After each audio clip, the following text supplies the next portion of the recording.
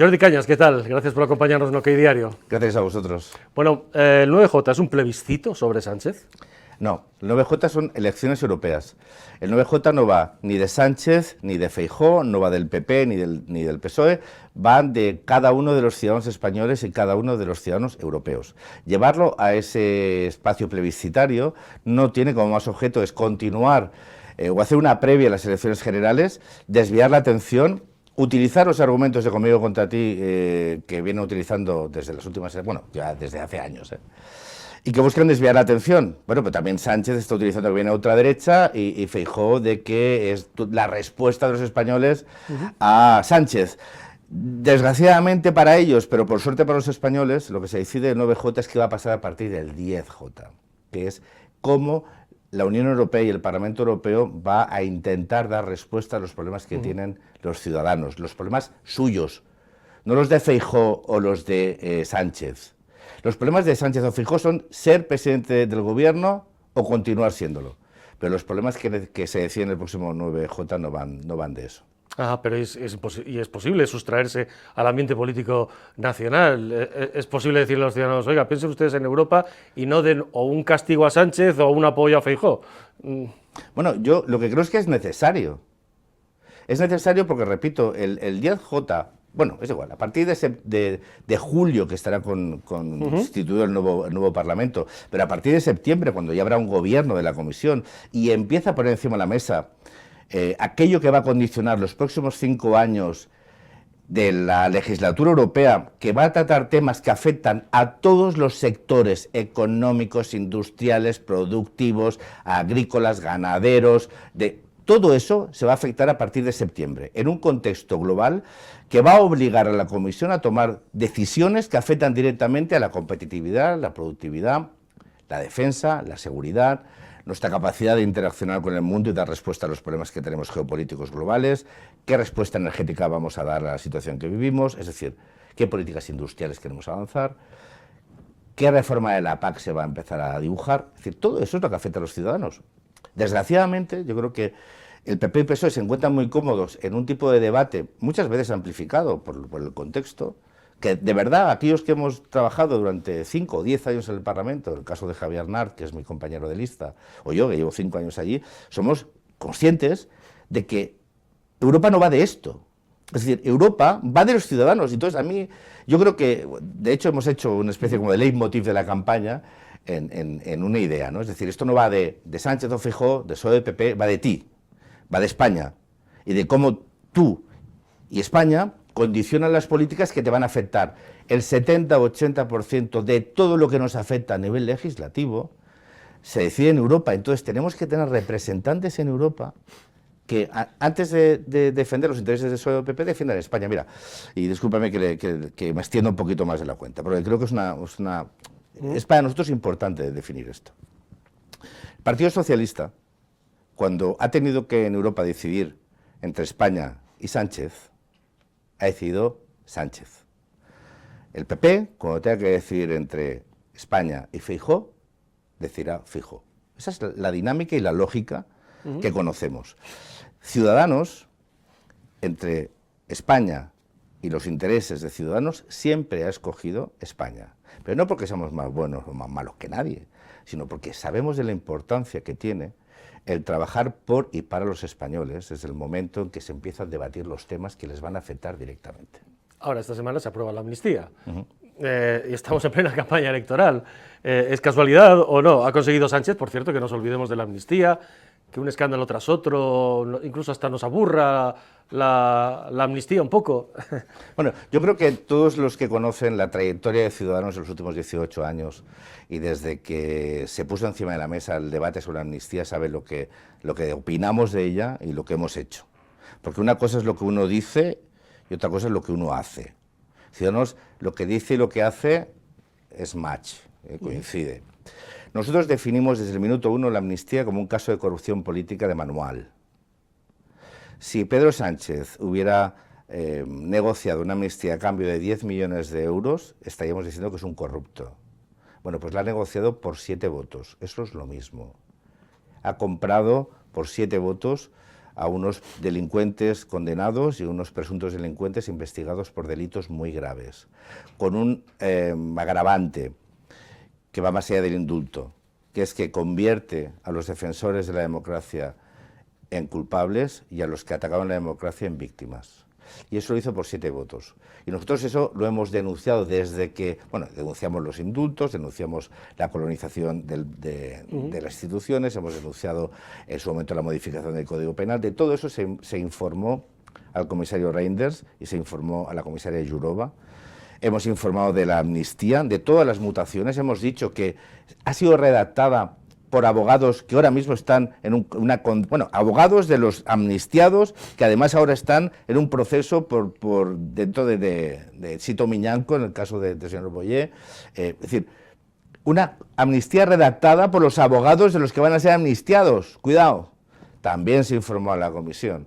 Y lo que vamos a hacer es el seguimiento cuando, espero, los jueces españoles pidan al Tribunal de Justicia de la Unión Europea que les informe, o sea, que las prejudiciales, para que se fije la amnistía. Pero vamos a seguir diciéndole a la comisión lo que ya le dijimos y conseguimos que se le pidiera al Gobierno de España explicaciones sobre algunos de los aspectos de la amnistía. Vamos a seguir haciendo en los próximos años porque, fíjese, hace 10 años Ciudadanos consiguió expulsar del Grupo Liberal a Convergencia por corrupta. Bueno, 10 años después, el Partido Socialista Obrero Español está negociando con sus sucesores una amnistía para amnistiar a delincuentes. Esa es la diferencia entre un partido, el Socialista Obrero Español, y otros Ciudadanos. Pero cuidado, y le voy a decir otra cosa. El agosto pasado, el Partido Popular se reunió en el Parlamento Europeo con Puigdemont. Y estuvieron hablando de estas cosas. Ha sido público la reunión de dirigentes del Partido Popular con el entorno de Puigdemont, donde se les propuso la amnistía para apoyar eventualmente la investidura del señor Feijóo. Tardaron 24 horas en decir que no. ¿Sabe lo que hubiera tardado Ciudadanos en decir que no a una propuesta de Junts para la amnistía? Hubiera tardado 23 horas, 59 minutos y 59 segundos menos. Porque no se puede pactar una amnistía con delincuentes para ser presidente del Gobierno de España. ¿Quién se reunió en el Parlamento Europeo en agosto? Se reunieron. Pregunte por ahí. No, pero dígamelo usted. Yo lo que digo es que se reunieron, lo que he intentado es conseguir la certeza, las pruebas, pero hay un problema de control de datos y de legalidad. ¿Pero con el propio Puigdemont? Con Puigdemont y con su entorno, o sea, no solo con Puigdemont. Pero estaba Puigdemont en esa reunión con alguien del PP relevante, del PP, no alguien que fuera allí. Sí, señor. Un diputado de tercera que se ofreció. Pregúntelo que se lo desmientan. ¿Y usted sabe quién es? Bueno, sí, pero no tengo. Yo lo que digo es el hecho, y el hecho es cierto, y las personas no puedo demostrarlo porque no tengo los datos. Pero sí que me lo dijeron. Pero es más, es que es Vox Populi, ¿eh? Es que se reunieron después, es decir, las reuniones con Junts no es la primera. En lo que diario las contamos. No es la primera, ¿eh? No es la primera. Es decir, los contactos en Barcelona los contamos en OK Diario. Pero no solo contactos, negociaciones, pero cuando uno está estableciendo, oye, para que me apoyes, ¿qué hubieran necesitado? Eso no es un contacto. O sea que Sánchez y Feijóo son lo mismo. Mire, que pueden serlo. Vamos, yo es que estoy convencido. Es decir, el Partido Popular y el Partido Socialista se han caracterizado por ser... Oye, que tiene una lógica política. Yo la critico, pero puedo entenderla. Es decir, la política tiene lógicas, ¿no? Bien. Hay una lógica política que es conseguir el poder. La pregunta es cómo. ¿Y a cambio de qué, no? O sea, en España, ese cómo a cambio de qué hubiera sido siempre desde las transferencias. Oiga, cuando ahora se quejaba el Partido Popular de las transferencias de la Guardia Civil en Navarra, pregúntele quién hizo la transferencia de la Guardia Civil en Cataluña, ¿no? ¿O se les ha olvidado? No. ¿Quién transfirió la Guardia Civil? Las competencias en tráfico de la Guardia Civil en Cataluña. Entonces, ¿quién ha hecho? ¿Sánchez y Feijóo son lo mismo? Pues lo serían, sin ninguna duda. Yo lo que espero es que Feijóo, en todo caso, no vaya tan lejos como ha ido. Pero lo que quiero decirles que alguna de las cosas que para mí, para Ciudadanos, considero que son líneas rojas, es decir, yo echar a las fuerzas y cuerpos de seguridad del Estado de Cataluña para ser investido presidente, yo creo que no, es una línea roja, ¿no? Cerrar el último colegio bilingüe en Cataluña, como hizo el señor Aznar, es una línea roja. Cortarle la cabeza al señor Vidal Quadras a petición de Pujol para investirle, yo creo que es una línea roja, ¿no? Dar una singularidad, yo creo que sí, ¿no? Pues no lo era. Entonces, ¿quién lo hizo lo hará? Pues probablemente, repito, con Junts es Puigdemont. Es decir, aquí iba a decir, no, es que nos hemos reunido con Junts, pero Puigdemont, oiga, mire, en las elecciones catalanas, en la papeleta de Junts iba la cara de Puigdemont. Bueno, pues con esa formación se ha reunido el Partido Popular para negociar una posible investidura, pero eso no lo digo yo, lo decían ustedes.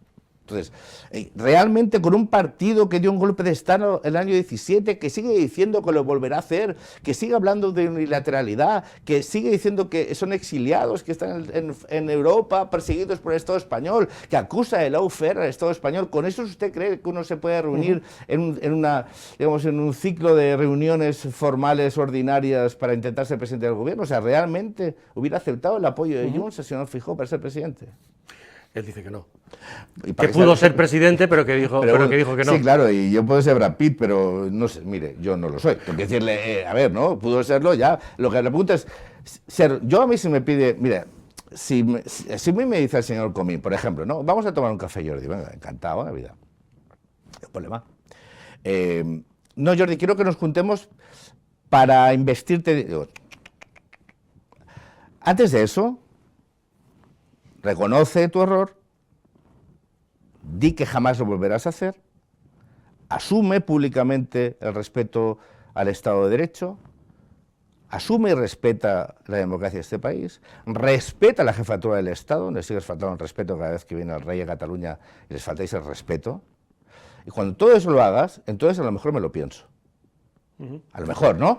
Lo que no hago es con alguien que está diciendo que lo va a volver a hacer, reunirme. ¿Para qué se reúne? Diga, mire, yo no sé, yo creo que los amigos uno los decide, ¿no? Las reuniones políticas, eso sí que lo decide uno. Otro es que a veces cuando te cruzas con alguien que no te cae bien y te saluda, dices, bueno, ostras, a veces le da uno hasta pudor, ¿no? No hacerlo. A mí a veces me decían, tú con Puigdemont cuando te cruzas, digo, mira, yo intento cuando me cruzo con él no saludarlo.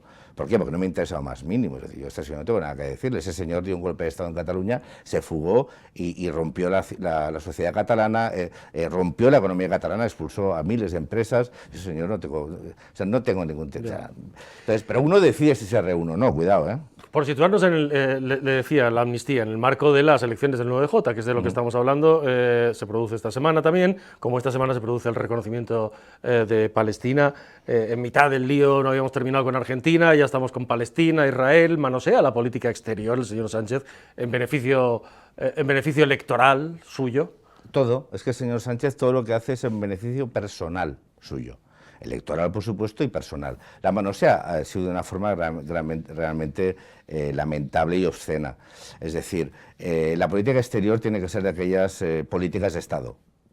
Y antes de tomar decisiones que cambien el rumbo o modifican la posición de la nación, lo lógico es que como mínimo se tengan conversaciones. Y ahí le digo, con el Partido Popular, que son los dos grandes partidos de este país que se alternan la gobernabilidad y que tienen que consensuar algunas líneas porque son las que posicionan al país. El señor Pedro Sánchez toma una decisión pero condiciona a España. Cuando Israel habla de España, no habla de Pedro Sánchez, habla de España. Y cuando la imagen que se transmite de España en Israel está condicionada por un gobierno. Entonces, si eso es una decisión de la nación, fenomenal, pero esta es de gobierno. Es cierto que hay una posición del Parlamento Español, del Congreso de los Diputados, hacia el reconocimiento de los dos estados. Pero la pregunta es, ¿por qué lo hace ahora? ¿Por esa bondad, personal, en un contexto de violencia por parte que sufre la población civil gazatí, dar un mensaje? No, lo hace porque le interesa en un contexto muy concreto, preelectoral, donde Sumar y Podemos habían cogido la bandera de... entre comillas, la causa palestina. Sí, la causa palestina, y que se está quedando un poco fuera de juego. Yo lo estaba viendo en los debates que estamos teniendo desde la pre-campaña. ¿Están de acuerdo en que más allá está claro que el Parlamento español ya se ha pronunciado, está claro cuál es la posición en general, el reconocimiento de los estados, todo eso está claro y que lo lógico sería consensuarlo? Pero ¿están ustedes de acuerdo en que reconozca a Palestina justo en este momento? Yo creo que el momento, repito, el reconocimiento, yo creo que todo el mundo, de una forma directa o de tapadillo, dice que sí. El cómo es importante. O sea, y el momento. ¿Y el momento? Yo, sinceramente, en un momento preelectoral, además preelectoral, en un contexto como el que vivimos, la pregunta es, ¿lo hace Pedro Sánchez porque sea un mensaje dirigido a los palestinos y a la comunidad internacional? No. Lo hace porque en su estrategia de teoría del shock, de permanentemente poner titulares que neutralizan los titulares del día anterior, hemos pasado de la amnistía a Koldo, a Begoña, a Palestina. Es que es la estrategia de Pedro Sánchez. Trata de tapar la corrupción y el caso de Begoña Gómez. Pero por supuesto, o sea, Pedro Sánchez es un maestro, saca de la chistera permanente. ¿Por qué? Porque lo puede hacer desde la presidencia del gobierno. Tú tienes la agenda mediática, la agenda del debate público, está determinada por el gobierno. Y sobre todo un gobierno que ha hecho de la comunicación política una forma de desviar la atención. Estamos viendo permanentemente, diariamente, un gobierno que tiene posiciones diferentes. O sea, imagínense, con el debate del reconocimiento de Palestina. Es que había una cosa de reconocimiento de Palestina y después había una vicepresidenta del gobierno asumiendo como propio el mensaje de Hamás, de una organización terrorista, del río al mar. Nosotros hoy hemos enviado una carta a la presidenta von der Leyen diciéndole que una vicepresidenta del gobierno español, de uno de los 27, había hecho propio un eslogan de una organización terrorista en un contexto de conflicto y de violencia y de guerra. Es que, pero nadie habla de esto. Estamos hablando de un gobierno que toma decisiones cuando una parte de ese gobierno no las comparte, con mensajes disonantes, y no importa, porque Pedro Sánchez es capaz de condicionar permanentemente esto. Y a lo mejor pasado mañana nos sale con otra. Es como lo de Zelensky, viene esta semana a Madrid y anuncia sin consultar con nadie, ni siquiera sin informar a la oposición, ni sin consultar al Congreso, 1.100 millones de euros en armas. ¿Esa partida que son presupuestaria? armas OTAN. Lo digo porque esto sí que entra, forma parte de la agenda europea, usted decía, los asuntos de defensa, la correlación de fuerzas en torno a Europa, etcétera. Tanto el conflicto de Israel, Oriente Medio y los palestinos, como el conflicto ruso con Ucrania. Pero le voy a decir más, en un contexto de no presupuestos. Es decir, sí que es cierto que siempre puedes activar partidas presupuestarias extraordinarias, pero repito, realmente esto debe ser debatido. Es decir, yo entiendo, o sea, en Europa, cuando se han tomado decisiones, por ejemplo, se aprobó un fondo específico para comprar munición adicional o para incrementar la producción de munición. Se discutió en el Parlamento, se propuso, se discutió, se aprobó por urgencia, pero es evidente cuando tú haces modificaciones presupuestarias o alteraciones presupuestarias, tienes que notificarlo. Yo personalmente estoy muy de acuerdo, ¿eh? Y aparte es que esos 1.100 millones se van a gastar en la industria española de defensa. Pero se puede hacer así de repente.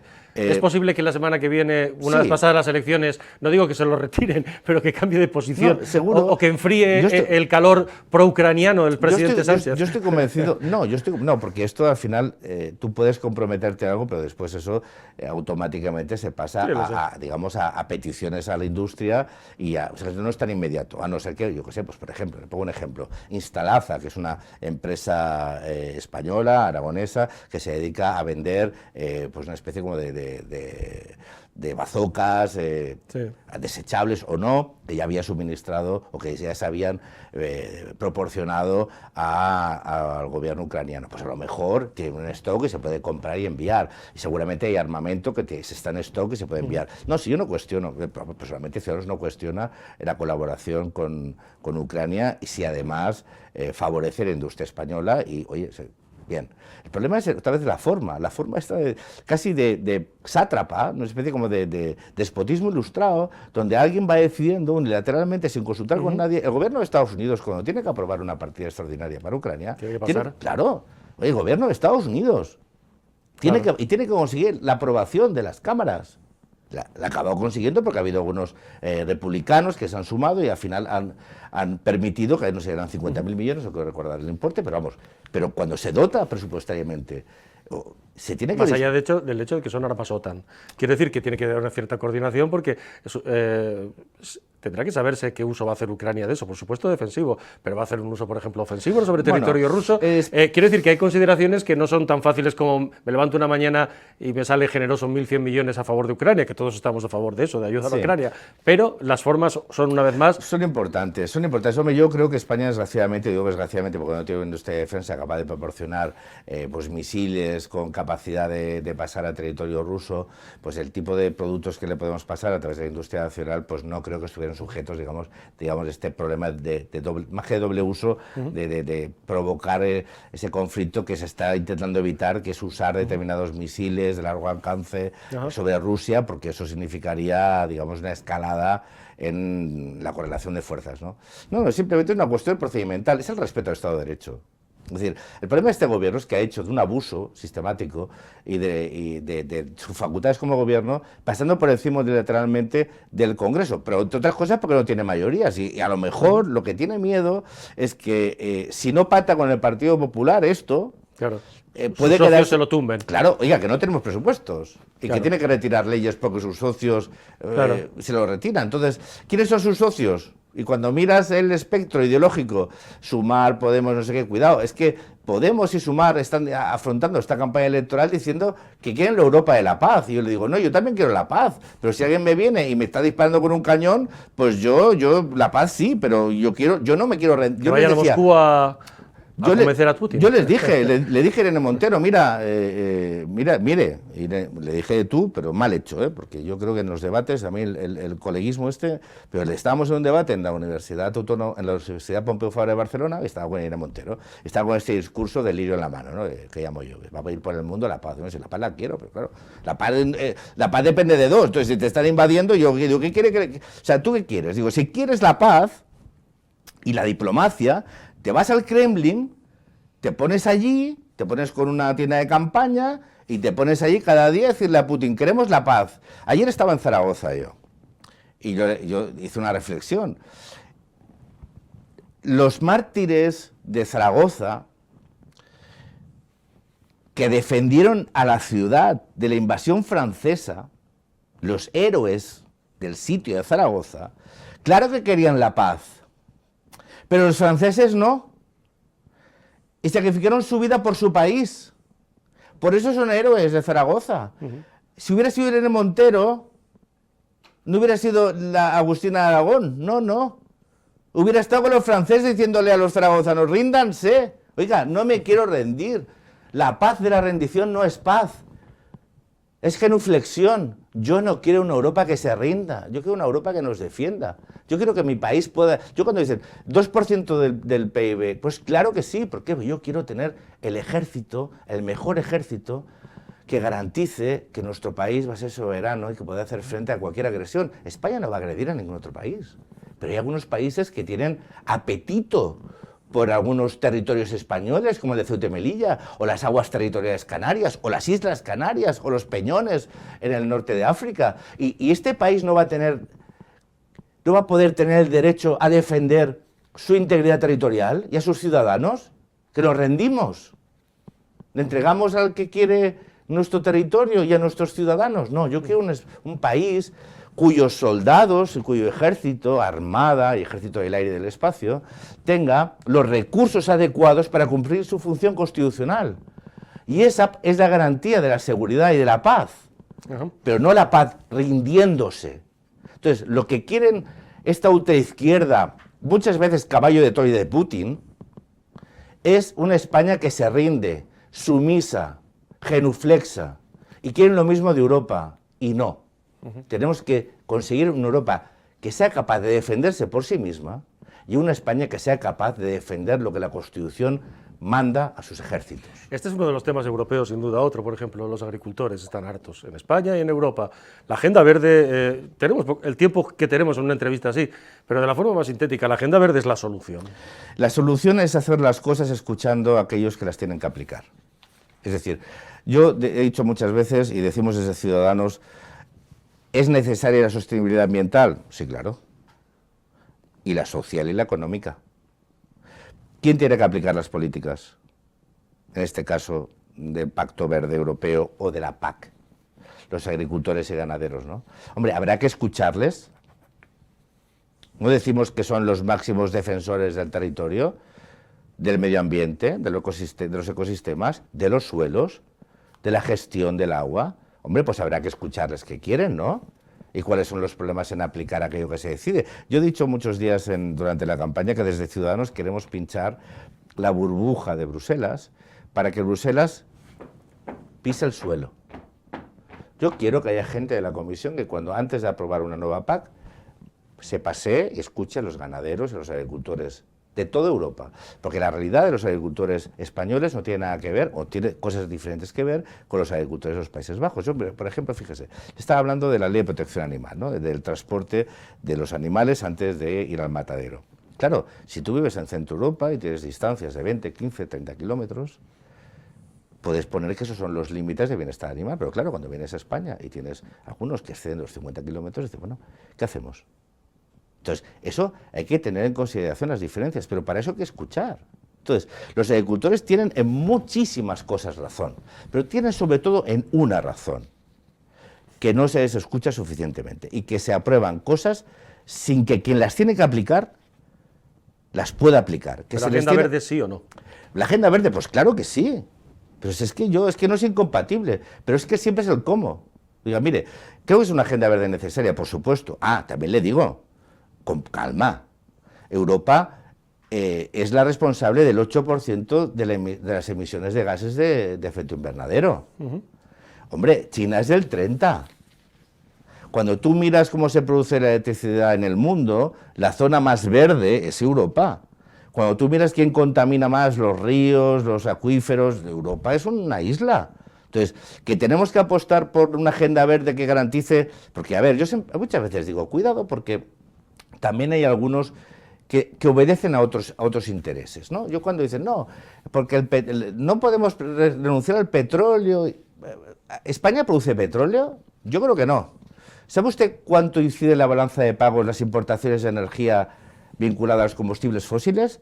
En torno a los 50.000 millones de euros al año. Es lo que pagamos los españoles a Nigeria, Arabia Saudí, Estados Unidos, a todos aquellos a Argelia, que nos suministran hidrocarburos o combustibles fósiles. Hombre, yo quiero una España que no dependa de importar combustibles fósiles. ¿Por qué? Porque tenemos más 50.000 millones de euros. Quiero decir, que a veces, si no es por virtud, es por interés. Yo quiero una España que dependa lo menos posible de los combustibles fósiles, siempre y cuando eso no castigue a la industria, no castigue a los consumidores, no castigue a los ciudadanos. Es decir, tenemos que hacer compatible una apuesta por modernizar nuestro sistema productivo, haciéndole, yo digo más verde, más competitivo, menos dependiente, más autónomo, medioambientalmente más sano, claro, pero siempre que no, a costa de eso, no perdamos industria electrointensiva, no perdamos empleos de calidad, no perdamos competitividad, no impongamos a los ciudadanos un extra del coste de la energía y por lo tanto de la cesta de la compra. Es decir, que lo hagamos de una forma que seamos capaces, para que nos entiendan los oyentes, de digerirlo. Es decir, hacer las cosas, por muy buenas que sean, si los objetivos pueden ser muy buenos. Pero la pregunta es, ¿cuál es el impacto que tiene esto real sobre la economía real? Entonces, si el coste es demasiado elevado, lo vamos a tener que recalendarizar. Y eso no está mal, eso no es dejar de ser ambicioso. Eso es conseguir que todo el mundo se sume a esa necesidad de transformar nuestra economía para ser más competitiva. Y en términos de transición energética, en términos de sequía incluso, es un poco lo mismo que la Agenda Verde. Agenda 2030, dice usted que quienes están en Bruselas o en Estrasburgo pisen el terreno y sepan en cada sitio donde es necesaria las cosas o no. ¿Es la solución la Agenda 2030? ¿Son unos objetivos estupendos, muy bonitos y que quedan muy bien en un pin? ¿O son élites imponiéndole a la gente un mundo de laboratorio?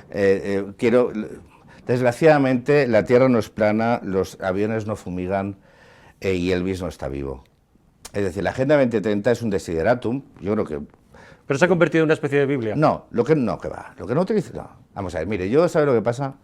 Que yo estas cosas las identifico. Esto empezó Steve Bannon a construir una de las ideas fuerzas de la ultraderecha, no únicamente europea, sino mundial, de élite, no élite. De una élite, Bill Gates, no comas carne, o sea, este tipo de cosas que aparte hay una genealogía que viene desde la reflexión de Steve Bannon, que ha condicionado de una forma eficiente, tenemos que reconocerlo, toda una forma del mensaje político de ultraderecha, tanto en Norteamérica vinculada al Partido Republicano como en Europa vinculada a los partidos de ultraderecha, algunos de ellos marcianamente subvencionados por Rusia. También le digo que aquí se mezclan muchas cosas. Pero la verdad es que la Agenda 2030 es... Miren, no le voy a decir que sea la Constitución, pero la Constitución es el derecho a la vivienda. Bueno, el derecho a la vivienda, después los legisladores tienen que... Yo lo que le digo es, dígame un solo punto de la Agenda 2030. Yo cuando muchas veces en estos debates ahí digo, bueno, dime un punto de la Agenda 2030 que no creas que esté bien. O sea, yo eliminar el hambre del mundo, pues genial, claro. Que la educación sea, pues claro. El acceso a agua potable, pues por supuesto. Respeto al medio ambiente, pues cómo no. Derecho a una vivienda, pues siempre. Que los niños no trabajen, pues claro. Que las mujeres tengan derechos, pues fenomenal. Y otra cosa es que digas, ¿y esto cómo se hace? Bien. Yo voy al cómo. Bueno, pero ¿cómo? Dígame usted, la Agenda 2030 de España es exactamente de dónde está el terraplanismo en la Agenda 2030 española. Es decir, ¿qué medidas han aprobado legislativas vinculadas a la Agenda 2030 que puedan ser consideradas una construcción globalista que amenaza digamos, las esencias de la patria? Mire, yo es que en general, yo es que el nacionalismo, yo ya me lo conozco. El combatido del nacionalismo.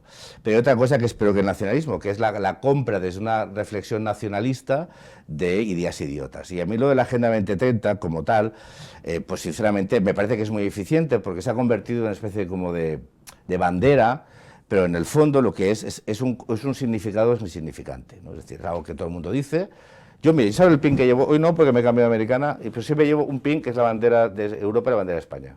La bandera de España encima y abajo la bandera de Europa. Yo no llevo la Agenda 2030. Para mí no es mi leitmotiv. Pero si usted me pregunta, ¿usted está de acuerdo con los planteamientos de la Agenda 2030? Sí. ¿Sabe quién no está de acuerdo con eso? Creo que son 180 países a favor.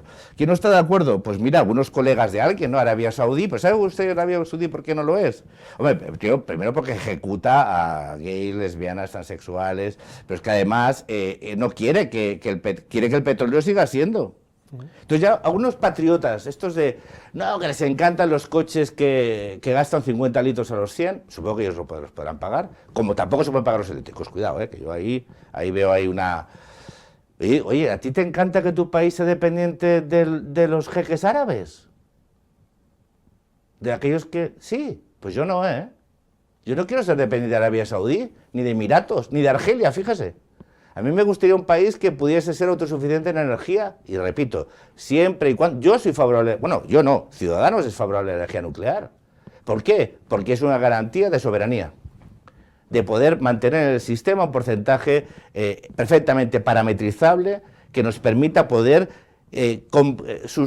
compensar, no, sino complementar el resto, a partir del 20, 25, 30, del 30 al 100, con energías renovables. Y cuando tengamos la capacidad de almacenamiento, seguro. Yo quiero un país que no tenga que comprar ni un metro cúbico de gas a nadie, ni una tonelada, ni un barril de petróleo a nadie. Bueno, para hacer plásticos, pero no como energía. ¿Por qué? Porque me convierto dependiente. Y yo lo que quiero es poder decir a mi industria cuánto le cuesta el megavatio. ¿Sabe? Y yo eso no lo puedo hacer porque no soy de Estados Unidos, que tiene fracking y tiene petróleo y tiene gas. Por eso en Estados Unidos les da igual, pero es que algunos compran el mensaje de Estados Unidos que les telegrafían desde Estados Unidos, lo hacen suyo, pero con un problema, que ese discurso hace daño a su país. Esos patriotas que no se dan cuenta que algunas de las cosas que dicen hacen daño a su país. Se refiere a Vox. Pues lo ha dicho usted, supongo que fíjese que cuando uno define algo y alguien entiende rápidamente a quién... ¿Pero a quién? No haga como Milei. No, es alguien corrupto que se toma... No, es que escúchame una cosa, yo es que en general, a mí es que no me gusta hablar de lo que dicen los demás. Sí, de lo que dicen, pero no. ¿Quién lo dice? Bueno. ¿Lo dice Vox? Sí, totalmente, pero no solo Vox, cuidado, Si es que aquí muchas veces... ¿Usted se acuerda quién lideró en los 70s, 80s el no a las nucleares? Sí, la izquierda. La izquierda, ¿verdad? ¿A quién respondía eso? A una Rusia que estaba construyendo y quería una Europa dependiente, ¿verdad? Bien, pues los romanos, yo es que soy de formación, bueno, soy licenciado en Geografía e Historia, y algo de latín. El quid pro est. ¿A quién beneficia este cuestionamiento de algunas cosas?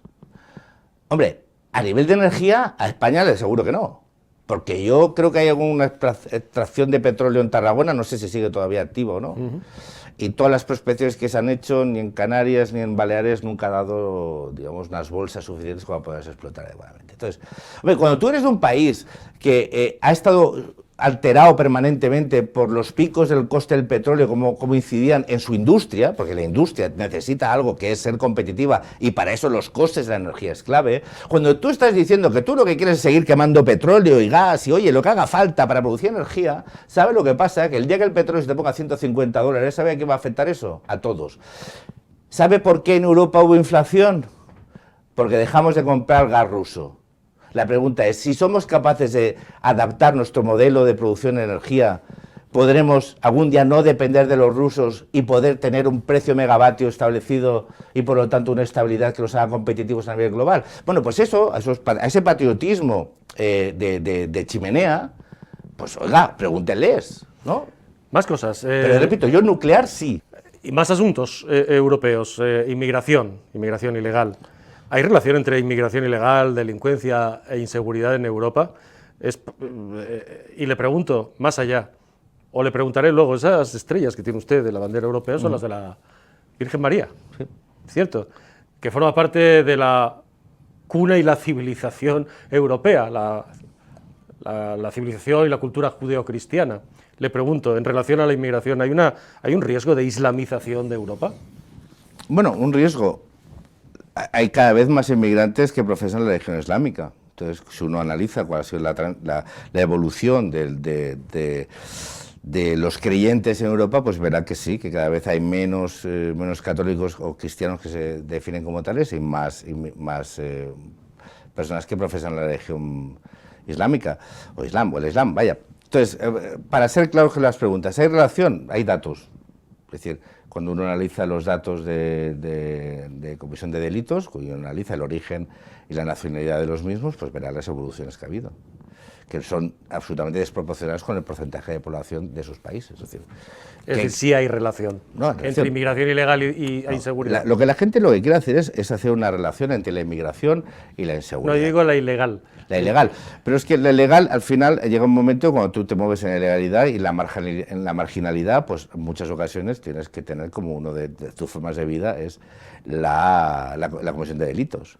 Pero si usted me dice, ¿hay una relación? Sí, pero es que no lo digo yo. Es que hay muchas veces que hay cuestiones que no son opinativas. Es decir, ¿hay una relación entre la comisión de delitos y el origen de esas personas y hay una desproporción entre el porcentaje de nacionales de ese país con la comisión de delitos? Pues es evidente. Pues es que eso no. Pues es que negar eso. Mire, yo le digo muchas veces que cuando la gente dice, ¿por qué crece la ultraderecha? Y yo digo muchas veces, mira, yo no sé la izquierda, porque el centro no es capaz de decir las cosas claras. Yo esto lo he dicho en los liberales europeos. Los liberales europeos tienen que estar lanzando un mensaje permanente de tenemos que proteger a las clases medias. Tenemos que dar respuestas ante aquellas cosas que les preocupan, que les dan miedo, que les atemorizan, que les producen preocupaciones, y una de ellas es la seguridad. Pues claro que hay que decir las cosas como son. Es evidente que la inmigración irregular genera situaciones de tensión en nuestras sociedades. Y hay que realizar entonces expulsiones masivas de la gente que esté... No, pero es que eso ya vuelvo un poco a... Le hablo de Vox, sí, le voy a hablar de Vox. Mire, Vox organizó esto de Europa Viva, ¿no? Vista Alegre, sí. Venga, no viva Europa, sino Europa Viva. Bueno, menos mal, porque sí, menos mal que estamos vivos, ¿no? Bien. Y me alegro también que reconozcan que estamos vivos. Eso siempre es un detalle. Bien. Ahí termina la señora Meloni, ¿no? Nadie que estuviese pidiendo... No. Meloni. Meloni es presidenta de gobierno italiano, ¿no? Bien.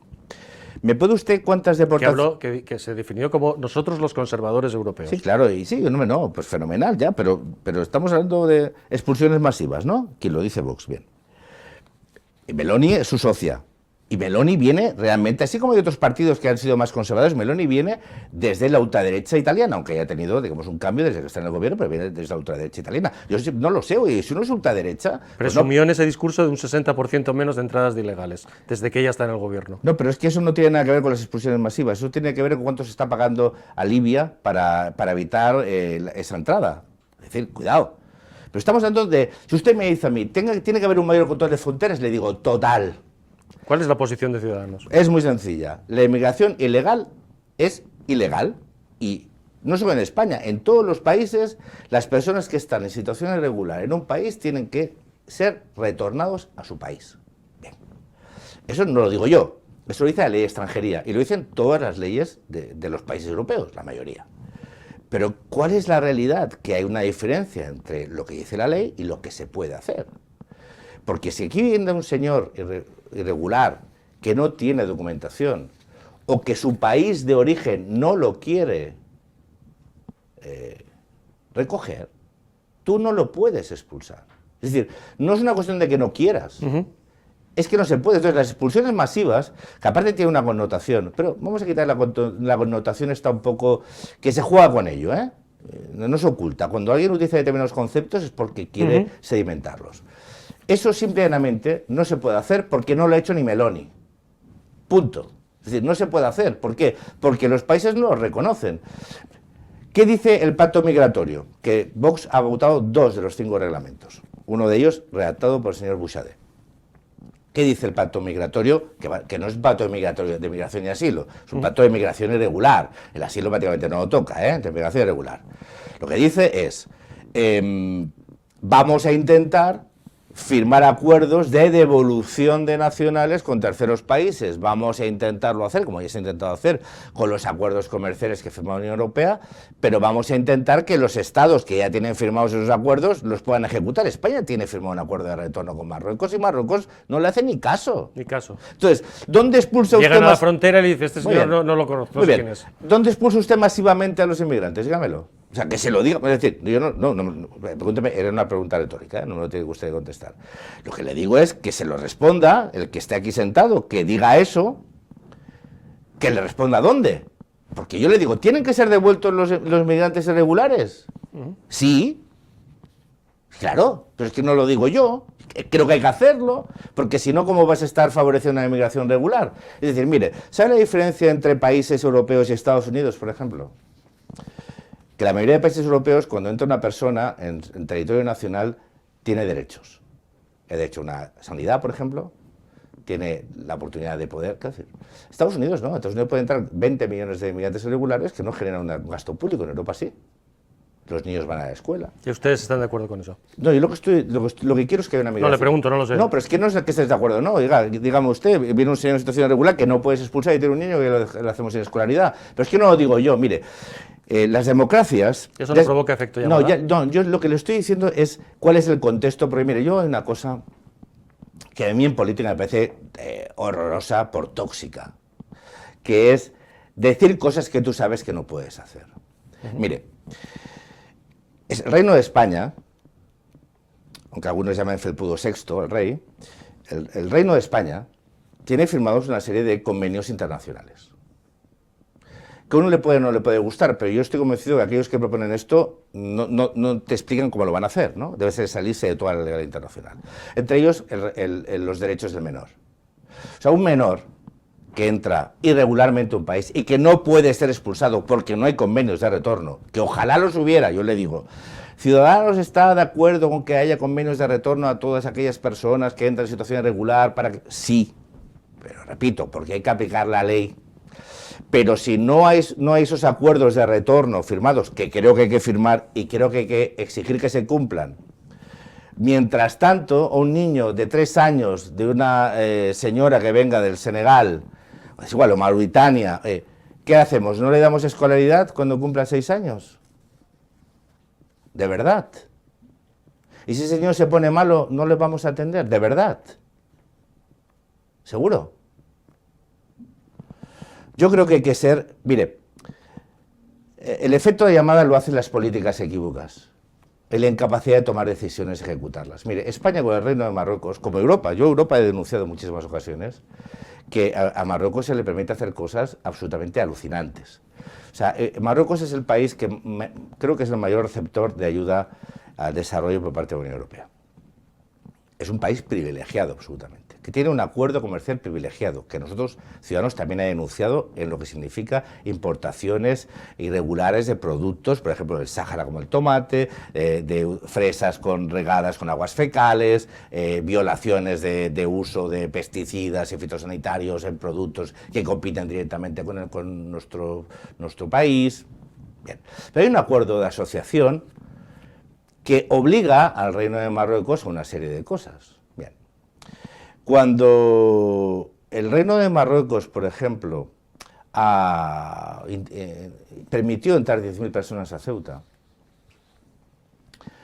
nosotros hicimos una resolución en el Parlamento Europeo para que la Unión Europea reconociese lo que había pasado. Se reconoció, lo reconoció el Parlamento Europeo, pero después dijimos que esto no tenía que volver a pasar porque tenía que haber sanciones. Es un país que es receptor de ayuda europea, lo que no puede hacer es chantajearte con el uso de la migración irregular, ¿no? Bien. Pero ¿sabes lo que pasa con el gobierno de España? Que cuando tú le estás pidiendo a la Comisión Europea que interceda porque está habiendo importaciones de productos ilegales desde Marruecos, la Comisión Europea, como nos ha contestado a nosotros, pero no solo con Marruecos, sino también con Argelia, nos dice que el gobierno de España no les ha notificado nada. Y que si el gobierno de España, que es esa Europa de los estados, que tanto quieren algunos, ¿no? Europa de los estados fuertes, que decían los estados, ¿no? Queremos solo un mercado y estados fuertes. Bueno, pues para eso los estados tienen que denunciar a la Unión Europea, por ejemplo, la violación de un acuerdo comercial, ¿no? Y España no lo hace. Melilla tiene una aduana comercial que la Unión Europea reconoce como frontera exterior de la Unión Europea, una aduana comercial cerrada unilateralmente por Marruecos, que no permite ni ahora ni el tránsito de personas con productos. Nosotros lo denunciamos, estuvimos en Melilla antes de ayer. Lo venimos denunciando desde hace 2 años o 3 años. La Unión Europea nos contestó, y lo tengo por escrito, si ustedes lo quieren, o alguno de los espectadores quieren que se lo enseñemos, nos contestó por escrito que no tenía constancia de eso porque el gobierno español no se lo había notificado. Entonces tenemos una aduana comercial que está cerrada para asfixiar la economía de Melilla con lo que eso significa a sus industrias, a sus ciudadanos, a ponerles en una situación realmente seria y peligrosa, que podía estar abierta porque el Reino de Marruecos tiene firmado un acuerdo comercial con la Unión Europea y el gobierno de España no le ha informado. Entonces, si los estados hacen lo que quieren con nosotros y nos chulean es porque nos dejamos hacerlo. Y Marruecos nos está chuleando. Bueno, pero nos está chuleando porque el Reino de España, bueno, el gobierno en este caso, perdón, el gobierno de España se lo permite. Entonces, señor Sánchez. Evidentemente, lo que quiero decirle es que muchas veces, para que estas cosas no pasen, uno tiene que estar dispuesto a hacerse respetar. Es decir, el Reino de Marruecos o Argelia abre o cierra el tema migratorio en función de la voluntad que tiene de presionar. ¿Sabe cuando empezó a llegar inmigración desde Argelia, cuando el conflicto con Argelia después del Convención del Sáhara, salían de Argelia para atrás que llegaban a las Baleares? ¿Eso por qué pasó? Pues el gobierno argelino decidió hacerlo. Cuando llegan pateras desde Marruecos o el Sáhara a Canarias? Cuando Marruecos le da la gana, oiga. Entonces, lo quiero decirle, pero si tenemos acuerdos comerciales con ellos, que podemos tener un instrumento para decirles, oye, como seguís haciendo esto, aquí va a haber consecuencias. Pero si no hay consecuencias. Por tanto, resumen, fronteras seguras, fronteras impermeables a la inmigración irregular, pero también políticas de migración regular que permitan, oye, dar respuesta a unas necesidades laborales que no solo España, sino toda Europa tiene. Entonces, inmigración regular sí, inmigración irregular tiene que ser perseguida y tiene que ser eliminada. Una última cuestión. El grupo de eurodiputados de Ciudadanos ha hecho un magnífico trabajo en esta legislatura. Yo creo que eso es un acuerdo general de todo el que sigue la política europea. ¿Le han decepcionado los compañeros que están en la lista del PP? Es que yo cuando miro la lista de Ciudadanos veo a Javier Nart y veo a Mariana Boadella. Y después veo a Mamen y veo a María Jesús, gente que estoy convencido que van a hacer un gran trabajo. ¿Por qué? Porque somos el equipo España. Yo cuando hemos puesto, me decían otro día, ¿por qué has puesto este eslogan? Digo, ¿por qué? Porque no es un eslogan, es un hecho. O sea, nosotros tenemos una forma de jugar, en este caso, a la política europea. Yo creo que en general la política, que es intentar trabajar para y por los ciudadanos. Y un equipo, el Barcelona, por ejemplo, yo era del Barcelona, bueno, soy del Barcelona, antes era mucho más, antes de que se convirtiese en un ariete el nacionalismo, pero siempre soy del Barcelona, ¿no? Entonces, a mí me gustó cuando el Barcelona definió una forma de juego, donde los jugadores se hacían grandes por la forma de jugar. Messi es el mejor jugador del mundo, era el mejor jugador del mundo en el Barça. Le costó mucho serlo hasta en su selección. Entonces, a mí qué me importa como miembro de Ciudadanos poder decirle a los españoles, este es un equipo, el equipo de España, que va a ir al Parlamento Europeo a defender los intereses de los españoles, como venimos haciendo desde hace 10 años. Y cuando tengamos que escoger entre Ciudadanos y España, escojamos España. Porque hay otros que entre el PSOE y España escogen PSOE. Y estoy convencido que algunos entre PP y España escogerán PP. PP. Pero no me ha contado si le han decepcionado.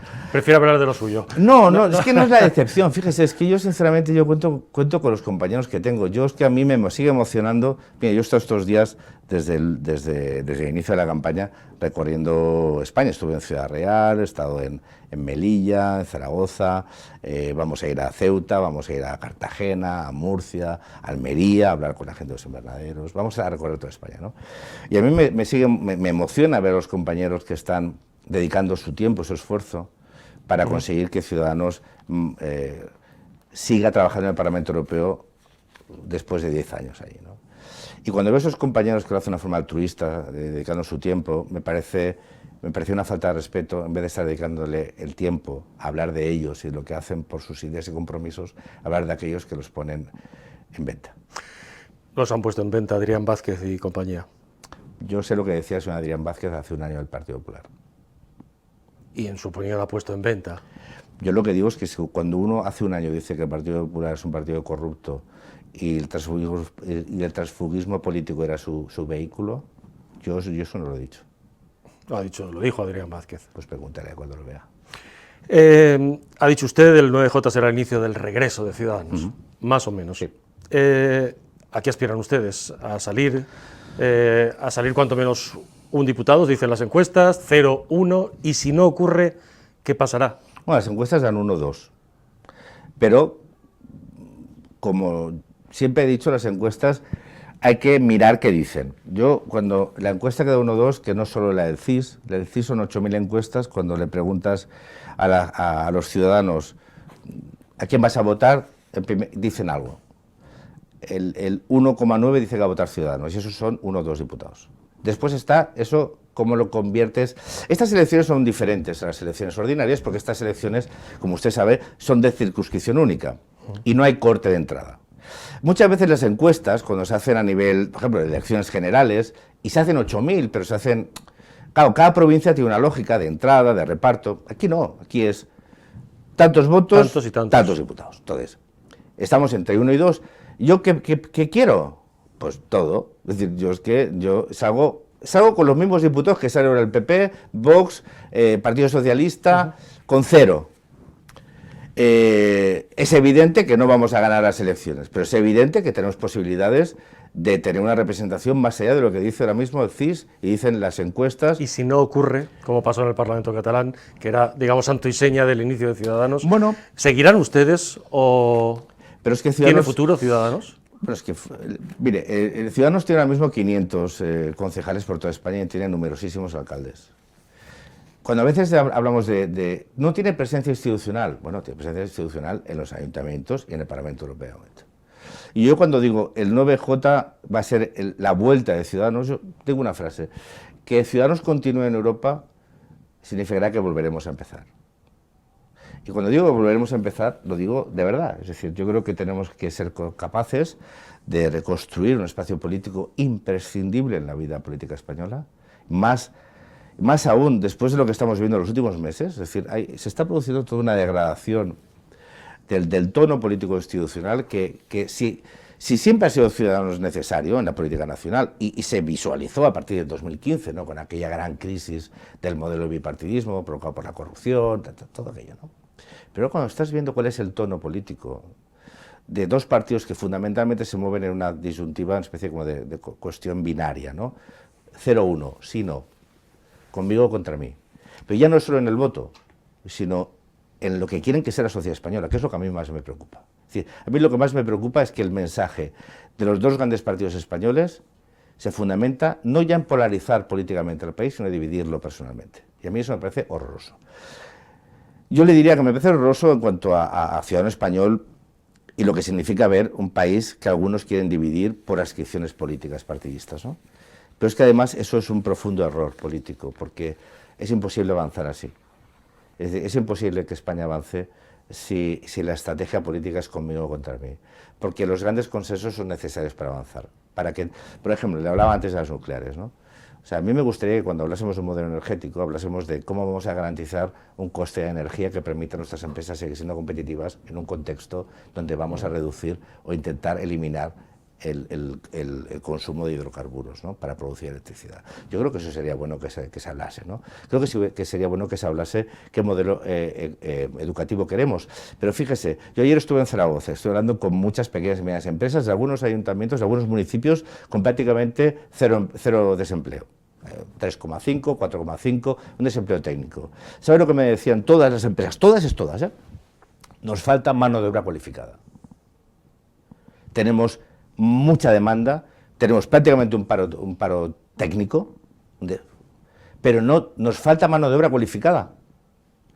Eso requiere que seamos capaces de entender que, como dice Europa, tenemos que ser capaces de crear un modelo educativo que dé respuesta a las necesidades de la economía del país, en un momento de transición económica y productiva y tecnológica. Eso requiere de grandes consensos para que cada 4 o 5 años no se cambie el modelo educativo. Es decir, lo digo muchas veces, donde no haya virtud, que haya interés, este país no puede estar en una permanente lucha cainita, porque además de ser mala, paraliza, y el resto del mundo sigue avanzando y nuestros competidores avanzan. No podemos quedarnos al margen de ello, y para eso es necesario un espacio político que vuelva al origen de lo que quiso ser en 2015, que era el partido que decidía las mayorías en función de qué hacer. Recuerde usted que en 2015, cuando Ciudadanos dio el salto nacional desde Cataluña, su gran propuesta era: vamos a ser el partido que decida quién gobierna para hacer aquello que el país necesita, ¿verdad? Vamos a intentar decir cuáles son las reformas que España necesita y vamos a pactar con aquellos que las cumplan, para que los que decidan qué hacer en España no sean aquellos que quieren destruirla. ¿Verdad que era sencillo? ¿Verdad que es necesario? ¿Verdad que lo tiene que hacer alguien? ¿Verdad que alguien tiene que aportar sensatez a este debate? Mire, yo no quiero hablar de Pedro Sánchez Feijóo, no quiero hablar de Begoña o de Milei, no, de verdad. O sea, yo quiero hablar de qué necesita España, qué necesitan los españoles, qué tenemos que hacer para garantizar seguridad, oportunidades, futuro a los jóvenes, seguridad a nuestros mayores, atención, posibilidades, futuro. Es decir, los políticos, perdónenme que sea un poco Barrio Sésamo, tienen que intentar solucionar problemas, oiga, no crearlos. Es que bastantes problemas tenemos ya como para estar creando problemas a los ciudadanos. Resolvámoslos. Si quedan en cero, seguirá Ciudadanos. Seguirá Ciudadanos. ¿Y seguirá usted? Pero es que no va a quedar en muy cero. Sencillo. ¿Sí o no? Yo, claro que seguiré en Ciudadanos, por supuesto. Un problema. Pero tengo una cosa, yo me he dedicado, mire, llevo desde los 40, entré como diputado hasta los 44, después estuve asesor en el Parlamento Europeo y ahora soy diputado. Pero como todos mis compañeros, cuando dejamos de ser representante público, tenemos que buscarnos trabajo e ir al sector. Claro, a mí me decían, es que, ¿por qué nos acompañan vuestros compañeros? Porque son personas que trabajan en el sector privado y el sector privado no quiere verse relacionado con el debate político, y menos en este contexto.